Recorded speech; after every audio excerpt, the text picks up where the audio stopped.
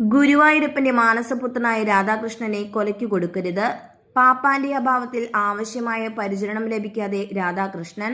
നീരുകാലം കഴിഞ്ഞിട്ടും ഒന്നാം പാപ്പാൻ ശ്രീനാഥ് സസ്പെൻഷനിലായതിനെ തുടർന്ന് ആവശ്യമായ പരിചരണം കിട്ടാതെ രാധാകൃഷ്ണന്റെ ജീവിതം ദുരിതത്തിലായിരിക്കുകയാണ്. മതപ്പാടുകാലം കഴിഞ്ഞിട്ടും ആനയെ അഴിക്കാതെ കെട്ടും തറിയിൽ തന്നെയാണ് നിർത്തിയിരിക്കുന്നത്. വർഷങ്ങൾക്ക് മുൻപ് ഇന്നത്തെ ആനക്കോട്ടയായ പുന്നത്തൂർ കോട്ടയിലേക്ക് ഗുരുവായൂർ കേശവനൊപ്പം ഗജഘോഷയാത്രയിൽ പങ്കെടുത്ത് എത്തിച്ചേർന്ന ആനകളിൽ ഇന്ന് ജീവിച്ചിരിക്കുന്ന രണ്ടാനകളിൽ ഒരുവനാണ് രാധാകൃഷ്ണൻ.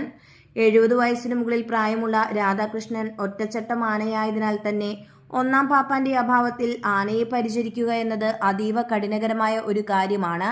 നീരിന്റെ ആലസ്യത്തിൽ നിന്നും മുക്തനായി നിൽക്കുകയാണെങ്കിലും ഒന്നാം പാപ്പാനായ ശ്രീനാഥിനെ ഗുരുവായൂർ ദേവസ്വം സസ്പെൻഡ് ചെയ്തിരിക്കുന്നതിനാൽ ആനയ്ക്ക് വേണ്ട കൃത്യമായ പരിചരണം ലഭിക്കുന്നില്ല.